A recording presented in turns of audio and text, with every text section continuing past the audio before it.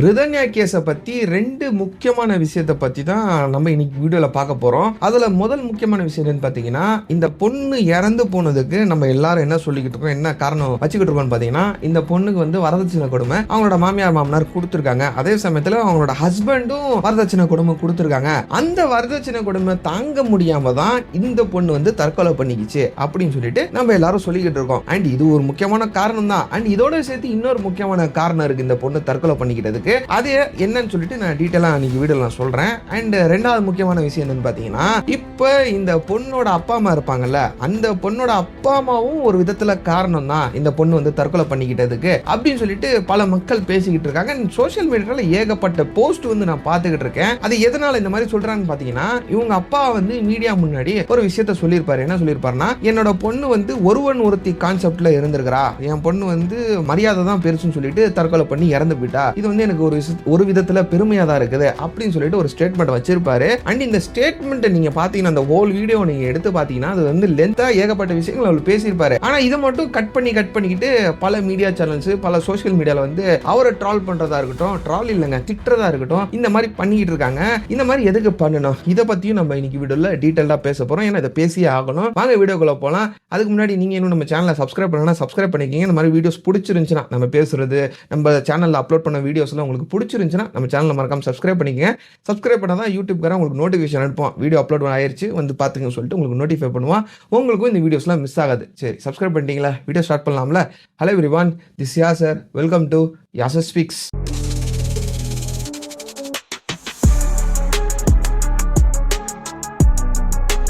முதல் விஷயம், இந்த ரிதன்யா அப்படின்னு சொல்லப்படக்கூடிய பொண்ணு தற்கொலை பண்ணி இறந்து போனதுக்கு 2 முக்கியமான காரணம் இருக்குது. அதில் முதல் காரணத்தை பற்றி நம்ம எல்லாத்துக்கும் தெரியும். நம்ம எல்லாரும் அதை பற்றி பேசிட்டோம். நம்ம சேனலில் ஏற்கனவே ஒரு வீடியோ அதை பற்றி போட்டிருந்தோம்.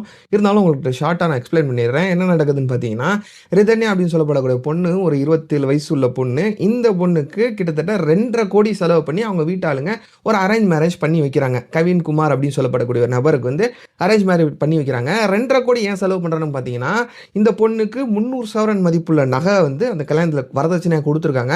அதே சமயத்தில் மாப்பிள்ளைக்கு வந்து 70 லட்ச ரூபா மதிப்புள்ள ஒரு கார், லக்ஸூரியஸான காரை வந்து கல்யாணம் ஆகிறதுக்கு 1 வாரத்துக்கு முன்னாடி கிஃப்ட் பண்ணியிருக்காங்க. இப்போ இங்கே மேட்ரு என்ன நடக்குதுன்னு பார்த்தீங்கன்னா, இந்த மாப்பிள்ளைக்கு இன்னும் செய்கிறேன்னு சொல்லியிருக்காங்க. இந்த பொண்ணு வீட்டில் இருந்து இந்த மாப்பிள்ளைக்கு வந்து ஏதோ பிஸ்னஸ் செட் பண்ணி கொடுக்குறேன்னு சொல்லியிருக்காங்க. அதே சமயத்தில் கல்யாணத்தில் 500 சவரன் நகை வந்து எங்கள் பொண்ணுக்கு நாங்கள் போடுறோம் அப்படின்னு சொல்லிட்டு ஒரு கமிட்மெண்ட்டை கொடுத்துருக்காங்க. இப்போ என்ன போச்சுன்னா, அந்த கல்யாணத்தில் நான் சொன்ன மாதிரி ஒரு 300 சவரன் நகை மட்டும் தான் கல்யாண டைமில் போட்டிருக்காங்க. இப்போ கல்யாணம் பண்ணி போனதுக்கப்புறம் அவங்க வீட்டில் இருந்து மாமியார் மாமனார் எல்லாருமே என்ன பண்ணுறாங்க ஆரம்பிச்சிட்டாங்கன்னா, ப்ளஸ் இந்த மாப்பிள்ளையும் சேர்த்து தான் சொல்கிறேன், இவங்க 3 பேருமே எனக்கு வந்து பிஸ்னஸ் வச்சு கொடுக்குன்னு சொல்லிட்டு இந்த மாப்பிள்ளை கேட்டிருக்காரு. அதே டைமில் இவங்க அப்பா அம்மா வந்து, மாப்பிள்ளையோட அப்பா அம்மா வந்து, என் மகனுக்கு பிஸ்னஸ் வச்சு கொடுக்குறேன்னு உங்கள் அப்பா சொல்லியிருந்தார்ல, எப்போ வச்சு கொடுப்பாரு அப்படின்னு சொல்லிட்டு இது ஒரு டார்ச்சலாக கேட்டுக்கிட்டே இருந்திருக்காங்க டெய்லி. அதுக்கப்புறம் வந்து இந்த மாமியார் மாமனார் 200 சவரன் நகை வந்து உங்கள் அப்பா போடுறேன்னு சொல்லியிருந்தாரு, இன்னும் ஏன் போடலை, இன்னும் எவ்வளோ நாள் ஆகும் அப்படின்னு சொல்லிட்டு இந்த விஷயத்தையும் அழுத்தி கேட்டிருக்காங்க. இது ஒரு காரணம். இப்போ இந்த காரணத்தினால தான் இந்த பொண்ணு வந்து தற்கொலை பண்ணி இறந்து போச்சு அப்படின்னு சொல்லிட்டு நம்ம எல்லாரும் பரவலாக பேசிக்கிட்டு இருக்கோம். இது ஒரு முக்கியமான காரணம் இருந்தாலும், 2வது முக்கியமான விஷயம் என்னன்னு பார்த்தீங்கன்னா, இந்த பையன் வந்து ஒரு விதமான செக்ஸ் டார்ச்சர் இந்த பொண்ணுக்கு, ரிதன்யா அப்படின்னு சொல்லப்படக்கூடிய பொண்ணுக்கு வந்து கொடுத்துருக்காப்புல. என்ன கொடுத்துருக்காப்புல, இவனெல்லாம் ஒரு காம வேரியன், இவனுக்கு போய் என்னத்த மரியாதை கொடுத்துருக்கான் இந்த ஆள். என்ன மாதிரி கொடுத்துருக்கான்னு பார்த்தீங்கன்னா, இவன் ஃபஸ்ட்டு இவனோட பேக்ரவுண்டை பற்றி நான் சொல்லிடுறேன். இவங்களும் இந்த ரிதன்யா எந்த அளவுக்கு பணக்கார ஃபேமிலியோ அந்த அளவுக்கு பணக்கார ஃபேமிலியை இல்லாட்டியும் கூட இவங்களும் ஒரு விதமான ஒரு லெவலான பணக்கார ஃபேமிலி தான். யார்? மாப்பிள்ளை வீடு. பணக்கார ஃபேமிலினால இந்த பையன் வந்து ஒரே பையன், இவங்க அப்பா அம்மாவுக்கு ஒரே பையன். இந்த அப்பா அம்மா வந்து இவனை வந்து செல்லமாக வளர்த்துருக்காங்க.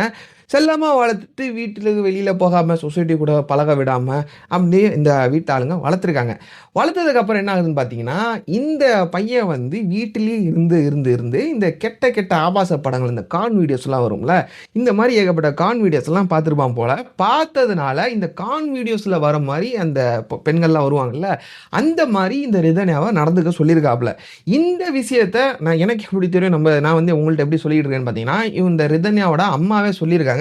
இவங்களுக்கு எப்படி தெரியும் பார்த்தீங்கன்னா, ரிதன்யா வந்து தற்கொலை பண்ணி இறந்து போறதுக்கு முன்னாடி சனிக்கிழமை இறந்து போறாங்க. வெள்ளிக்கிழமை அன்னைக்கு இவங்க அம்மா கிட்ட ஒரு விஷயத்தை வந்து சொல்றாங்க. என்னன்னு பார்த்தீங்கன்னா, இந்த மாப்பிள்ளை வந்து எனக்கு இந்த மாதிரி விதமான டார்ச்சரை கொடுக்குறாப்புல, என்னை வந்து கட்டல்லாம் கட்டி போடுறாப்புல, இதெல்லாம் சொல்றதுக்கு எனக்கு வாய் கூசுது. இருந்தாலும் சொல்லியே ஆகணும். ஏன்னா நம்ம சமுதாயத்தில், சொசைட்டியில் வந்து ஏகப்பட்ட தவறான விஷயங்கள் நடந்துகிட்டு இருக்கு. அதுவும் முக்கியமாக இந்த இன்டர்நெட் வந்ததுலேருந்து கலாச்சாரமே சீரழிஞ்சுக்கிட்டு இருக்குது. பல பேர் வந்து வெர்ச்சுவல் வேர்ல்ட்ல இந்த எப்படி சொல்றது, ஃபேக் வேர்ல்ட்ல என்ன நடக்குதோ அதை வந்து ரியாலிட்டியா நம்ம பண்ணணும் முயற்சி பண்ணிட்டு இருக்காங்க. ஸோ இதை பற்றி பேசியே ஆகணும்.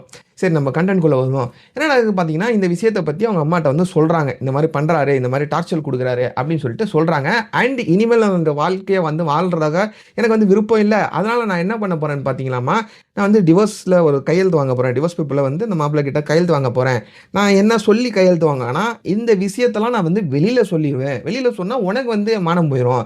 ஸோ நீ வந்து டிவோர்ஸில் கையெழுத்து போட்டுரு அப்படின்னு சொல்லிட்டு இந்த பொண்ணு தைரியமாக தான் அவங்க அம்மா கிட்ட வெள்ளிக்கிழமை அன்னைக்கு, சனிக்கிழமை அந்த பொண்ணு வந்து தற்கொலை பண்ணி இறந்து போகிறாங்க. வெள்ளிக்கிழமை வந்து அந்த விஷயத்தெல்லாம் அவங்க அம்மா கிட்ட சொல்லிட்டு போகிறாங்க. இந்த மாதிரி நான் டிவோர்ஸ் வாங்க போகிறேன் அப்படின்னு சொல்லிட்டு தான் போகிறாங்க.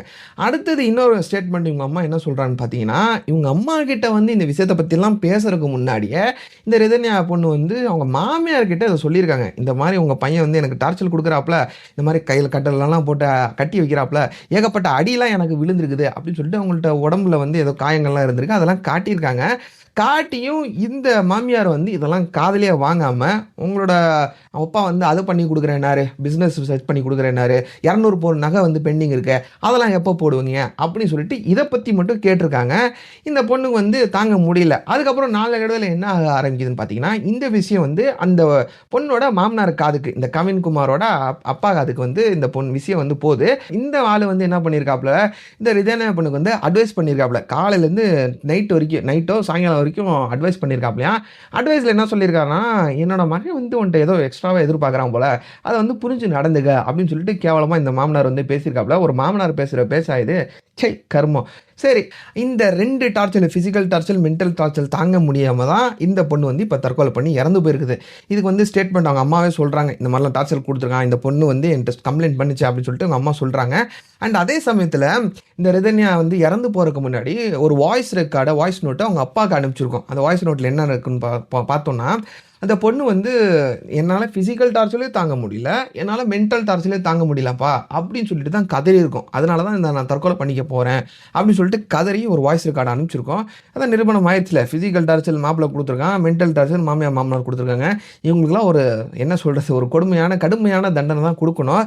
அண்டு நம்ம இந்த விஷயத்துலேருந்து பார்க்க வேண்டிய முக்கியமான விஷயம் என்னென்னு பார்த்தீங்கன்னா, இந்த பையன் இருக்கிறான்ல, இந்த பையன் வந்து எதனால் இந்த மாதிரி ஆயிருக்கானா, பிகாஸ் இன்டர்நெட்டில் இந்த கான் வீடியோஸ் எல்லாம் பார்த்து, ஆபாச படங்கள்லாம் பார்த்து தான் இந்த பையன் வந்து சைக்கோத்தனமாக இந்த பொண்ணுக்கிட்ட நடந்திருக்கான். அந்த சைக்கோத்தனமை தாங்க முடியாமல் தான் இந்த பொண்ணு வந்து இறந்து போயிருக்குது.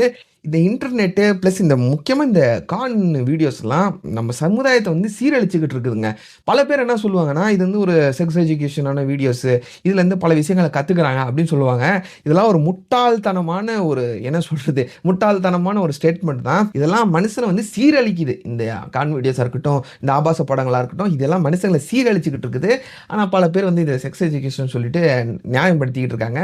இதுக்கெல்லாம் வெக்கப்படணும். இப்போ 2வது முக்கியமான விஷயம் என்னன்னு பார்த்தீங்கன்னா, மாப்பிள்ளையும் இந்த பொண்ணுக்கு வந்து வரதட்சணை கொடுமை கொடுத்துருக்கான். இவங்க அப்பா அம்மா கொடுக்குறத விட என் மாப்பிள்ளையும் வரதட்சணை கொடுமை கொடுத்துருக்கான். எப்படி கொடுத்துருக்கான்னா, எங்கள் அம்மா அப்பா கேட்குறாங்களா, அவங்க கேட்குற மாதிரி கொண்டு வா, அந்த 200 சவரன் நகையை கொண்டு வா, எனக்கு எப்போ உங்கள் அப்பா வந்து பிஸ்னஸ் வச்சு கொடுப்பாரு அப்படின்னு சொல்லிட்டு ஏகப்பட்ட விஷயங்கள் கேட்டிருக்கான். நான் கேட்குறேன், உனக்குலாம் வெக்கமாகவே இல்லையா? மீசை இருந்துட்டா எல்லாரும் ஃபேமிலி ஆயிடுவாங்களா?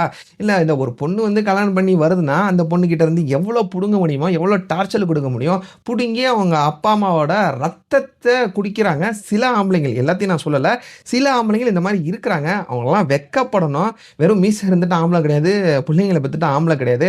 ஆம்பளைனா உன் காலில் நீ நிற்கணும். வரக்கூடிய பொண்ணை வந்து நீ வந்து பாதுகாக்கணும். ஒரு சேஃப் கார்டை நீ வந்து பாதுகாக்கணும், ஷீல்டாக நீ பாதுகாக்கணும்.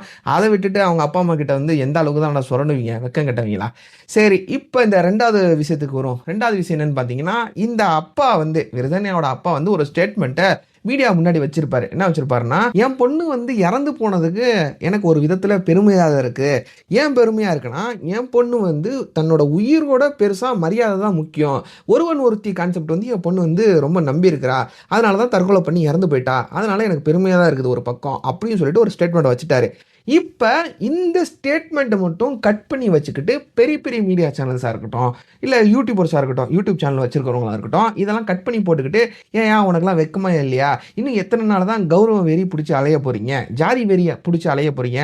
அண்ட் அதே சமயத்துல இந்த கோயம்புத்தூர், திருப்பூர் பக்கத்துலலாம் ஜாதி, மதம் வெறி புடிச்சவங்க நெறைய பேர் இருக்கிறாங்க. அதுல இந்த ஆளும் ஒருத்தரு அப்படின்னு சொல்லிட்டு இவர வந்து கழுவி கழுவி ஊத்திக்கிட்டு இருக்காங்க.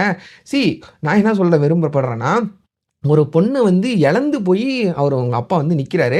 அவருக்கு வந்து லைவ்ல மீடியா முன்னாடி எப்படி பேசணும், பேசக்கூடாதுன்னு கூட தெரியல. ஏன்னா, நம்ப இப்ப வந்து YouTubeல வீடியோ போடுறாங்க. நானே இந்த வீடியோஸ் இப்ப ஒரு பாட்டு பேசிக்கிட்டு இருக்கேன்ல, செகண்ட் பார்ட்டு.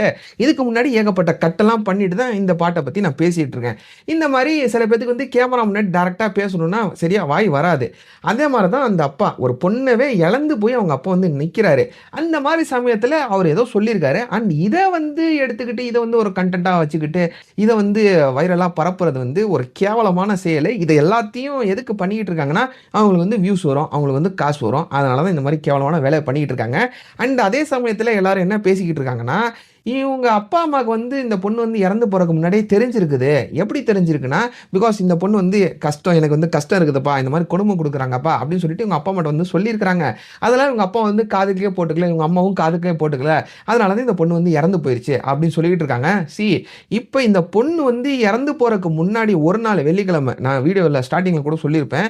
வெள்ளிக்கிழமை அன்னைக்கு அவங்க அம்மா கிட்ட வந்து சொல்லியிருப்பாங்க. இந்த மாரி எனக்கு நடந்துகிட்டு இருக்கு, கொடுமை நடந்துகிட்டு இருக்கு. நான் வந்து டைவர்ஸ் வாங்கிட்டு வந்துடுறேன்மா அப்படின்னு சொல்லிட்டு தைரியமா தான் அவங்க அம்மாட்ட வந்து பேசிட்டு போயிருக்காங்க. ஆனா அடுத்த நாளே இந்த பொண்ணு வந்து தற்கொலை பண்ணி உயிரிழந்து போயிட்டாங்க. இப்போ ஒரு நாள்ல இவங்க என்ன பண்ணுவாங்க? அண்ட் அதே சமயத்துல இவங்க அம்மாட்ட சொல்லும்போது இந்த பொண்ணு ரிதன்யா வந்து என்ன சொல்லியிருக்காங்க பார்த்தீங்கன்னா, இது அவங்க அம்மா வைக்கிற ஸ்டேட்மெண்ட்.